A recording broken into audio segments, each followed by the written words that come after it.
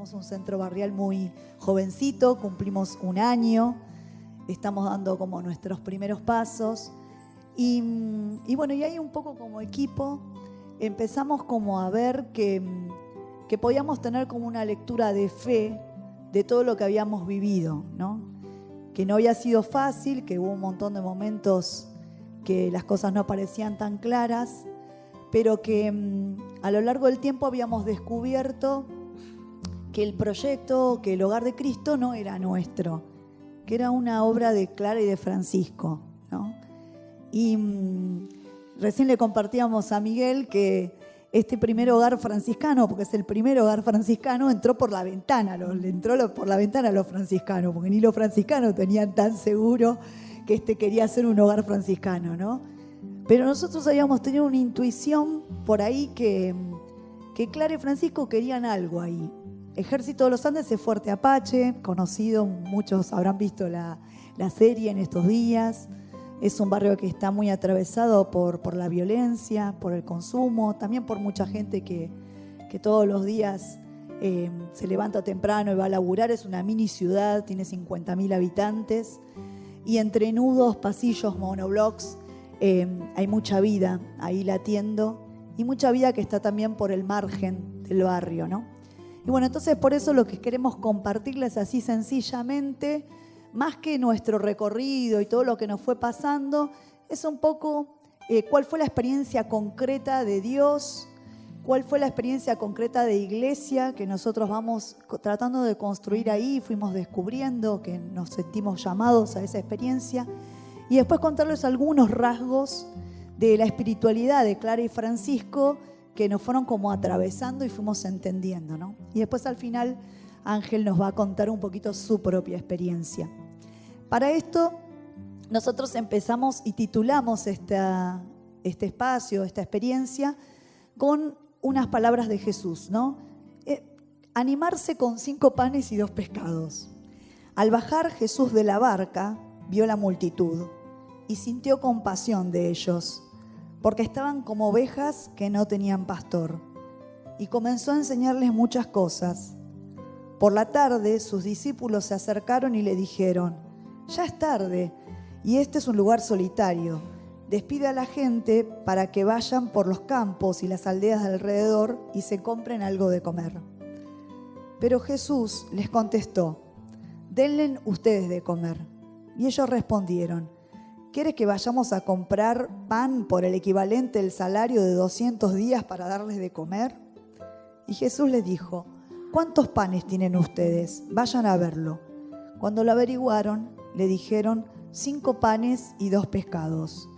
Entonces les mandó que hicieran sentar a la gente en grupos sobre la hierba verde, y se sentaron en grupos de 100 y 50.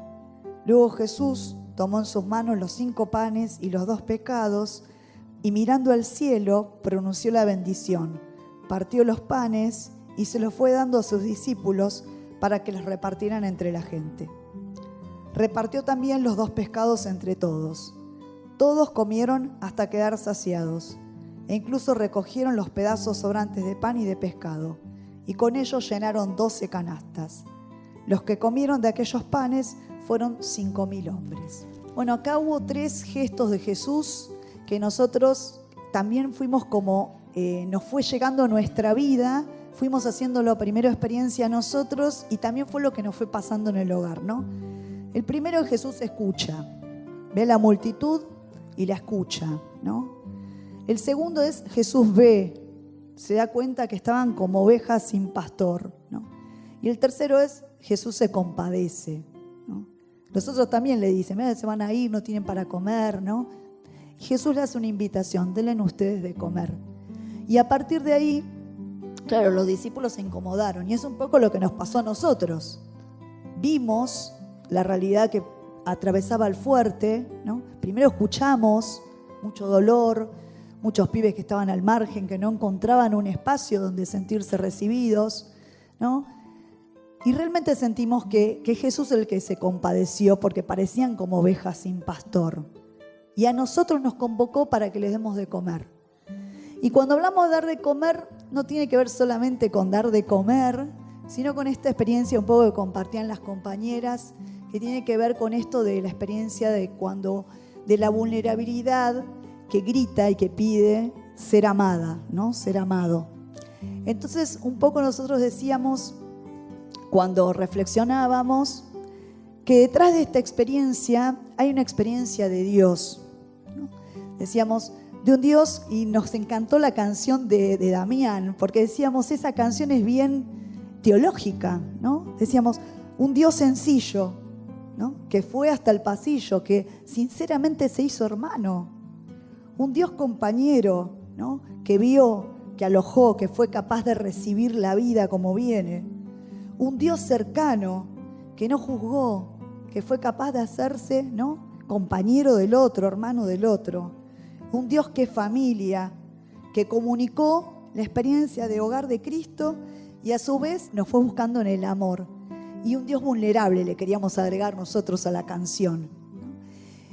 Y un poco es eso lo que nosotros vamos como experimentando en el hogar, que ese Dios cercano, sencillo, hermano, compañero, se va haciendo presente.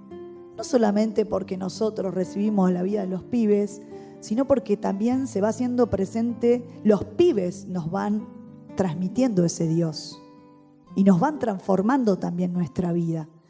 Y por eso ayer compartíamos con Charlie y decíamos, el hogar de Cristo es una forma de ser iglesia, es una eclesiología.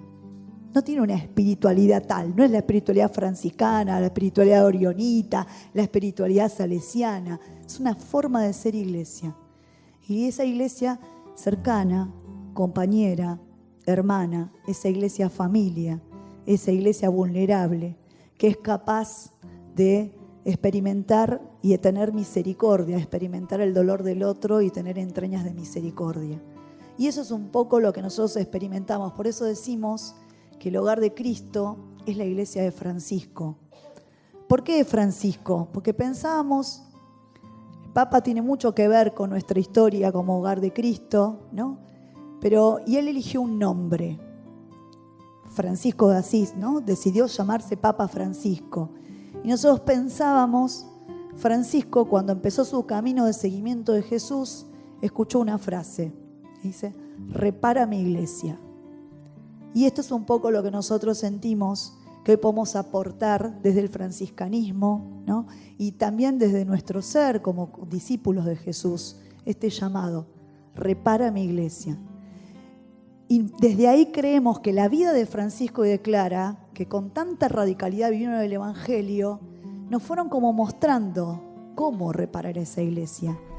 Quería compartirles un poquito lo que fue mi experiencia de vida y después cuando fui viendo el franciscanismo desde lo más teórico y al final lo vi práctico, algo que no creía que sea posible, lo vi práctico en el hogar de Cristo. El franciscanismo tiene mucho que ver con esto de la pobreza, se lo asocia mucho a la pobreza, a las llagas de Cristo, al hermano. Soy proveniente de Paraguay, soy hijo único y vine proyectándome a estudiar arquitectura, sigo en la carrera todavía, con ese ideal de que lo hacía en paralelo a la vida de Francisco. Francisco es una persona que nace dentro de una familia comerciante, clase media, y que tiene un proyecto de vida de ser noble, caballero. Y así es como también yo, dentro de mi experiencia, vine a la Argentina con un proyecto de vida que Dios lo terminó reformulando. Me encuentro con esto de el abrazo que también nos une. Y ahí empezó mi experiencia de sentirme necesitado, de sentir necesidad de un Dios que se hermana con nosotros, que siente necesidad de hacerse hombre, de sentir, no solamente de ver cómo está viviendo el hombre. La sencillez y la fraternidad es de igual a igual. El Señor me regaló hermanos y eso lo sentí en el hogar de Cristo. eso es lo que muchos sentimos en la familia. Son palabras de Francisco que me atravesaron bastante desde mi historia. Esto de ser hijo único, no me encontraba solo, sin un proyecto, que lo fui también viendo desde la visión franciscana. Tiene como esto del pesebre. El primer pesebre viviente lo hizo Francisco, se dice, y la cruz. Ambas muestras de amor muy, muy grandes, donde nos encontramos también con un Jesús que está frágil, que nos genera mucha ternura y que no somos capaces de avasallar esa fragilidad. Y la cruz como esa muestra de amor que siempre lo escuchamos, que no entendemos muchas veces por qué es la muestra de amor. Y el otro día uno de los frailes nos estuvo explicando de que en la cultura hebrea, cuando se acusaba de blasfemia a alguien, la pena era la muerte. Jesús podía haber mostrado quién era Él, el verdadero Hijo de Dios. La muerte la podía haber recibido el pueblo. Decidió callar. Muchas veces también, más que decir y aconsejar en el hogar, no sé si se entiende, pero que decir, aconsejar, che, mirá, esto tenés que hacer con tu vida, es escuchar, es preguntar cómo estás. Mucho que lo que iba haciendo Jesús a lo largo de su vida, de preguntarle al ciego qué quería, de preguntarle al paralítico qué necesitaba, es esto, preguntar y escuchar de lo más hondo, contemplar, como lo hizo Clara, al Evangelio de Jesús, el pesebre, la vida de Jesús y la muerte y resurrección. Son cosas que nos van interpelando todos los días y de formas distintas, con situaciones distintas. Y esto de Francisco también, que cómo arranca su proceso de descubrirse humano, la humanidad y la fragilidad y los límites que uno va teniendo. Francisco, la primera vez que se acerca a un leproso, cuenta Celano, que fue el redactor de la vida de él, dice: me hice violencia a mí mismo y lo que me era amargo al corazón fue dulzura y abrazo al alma. Muchas veces nos encontramos con esto de no me quiero acercar, me da cosita, me genera rechazo, pero es poder vencer también ciertos límites que nos van planteando, ciertos temores que nos paralizan y poder dar un paso más. Y ese paso más lo termina haciendo Jesús, no somos nosotros. Esa es un poquito la visión que tengo desde el franciscanismo y cómo siento de que el hogar de Cristo termina siendo eso que Francisco lo trata de reproducir en su vida a su manera, que entiende el Evangelio. El hogar de Cristo es franciscanismo y por ende es Evangelio viviente. En la época de Francisco había otros locos que también radicalizaron su vida, ¿no? Y decían, bueno, ¿y cuál es la diferencia entre Francisco y otros que radicalizaron su vida? Y por ahí también, que yo no sabía, contó de varios que habían radicalizado su vida en esa misma época. Y una cosa que siempre nos dicen los frailes, que a nosotros nos quedó grabado, es que Francisco se animó a reparar la iglesia desde adentro, ¿no? Y esa fue como su mayor logro, ¿no? Se animó a hacerlo desde adentro, se animó a patear el tablero desde adentro, se animó a vivir radicalmente desde adentro. Y esa es un poco la experiencia también del Hogar de Cristo, aunque a muchas veces genere tensiones, incomode este modo de ser iglesia, también nos estamos tratando de animar desde adentro a tratar de construir esa iglesia evangélica, esa iglesia de Jesús, la iglesia de los pobres. Soy acompañante terapéutico y operador en el Hogar de Cristo, en el Centro Barrial Santa Algarada de Asís. Un poco decirles lo que es para mí el hogar. Yo siempre digo que el Hogar de Cristo para mí significó una cachetada, en el sentido de que yo vivo a una cuadra del centro barrial donde está el hogar, y siempre veía autos abandonados en el barrio, y dentro y fuera del barrio, como también sin saber que ahí había jóvenes que dormían, jóvenes de 20, 21, 22, 23 años, y obviamente con problemas de consumo, ¿no? También me parecía raro que a horas de la noche y madrugada una nena de 15 años entrara a una casa de un señor mayor. Después con el hogar me di cuenta que ese señor mayor estaba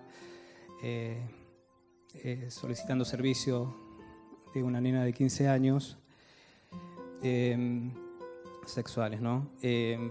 Y es como que el hogar significó y significa eso para mí. Una fuerte cachetada donde entendí que siempre a Adriana yo le digo que cada vez siento que no tengo herramientas para enfrentar todo esto, porque es bastante duro. Aparte del consumo está el antes y el después. El antes porque, bueno, ¿por qué consumió esa persona? Y después porque, bueno, todo lo que significa o todo lo que apareja el consumo, ¿no? Robo, trata, la soledad de los chicos, el abandono de los chicos. La mayoría de los chicos que están en calle y durmiendo en autos tienen familia en el barrio, pero por causas, millones de causas, esas familias no pueden tenerlos, porque no es solamente que la madre del chico que está viviendo en auto por problemas de consumo lo echó, sino que es los padres de esa madre, los padres de esos abuelos, y bueno, es toda una cadena y una rueda que es larga. También yo creo que el Hogar de Cristo es esa invitación de Jesús a compartir su divinidad. Creo firmemente que Jesús nos comparte eso constantemente, su divinidad. Estamos llamados a eso, y bueno, en el Hogar de Cristo es el lugar para hacer caso al llamado de Jesús para ser, yo siempre digo, es muy ostentoso lo mío, ¿no? Pero que Jesús nos invita a ser dioses también a nosotros en el amor. Cerramos con una frase que dicen que es de dudosa procedencia, dicen que no es de Francisco, pero a nosotros nos marcó, que dice: comienza haciendo lo que es necesario, después lo que es posible, y de repente estarás haciendo lo imposible.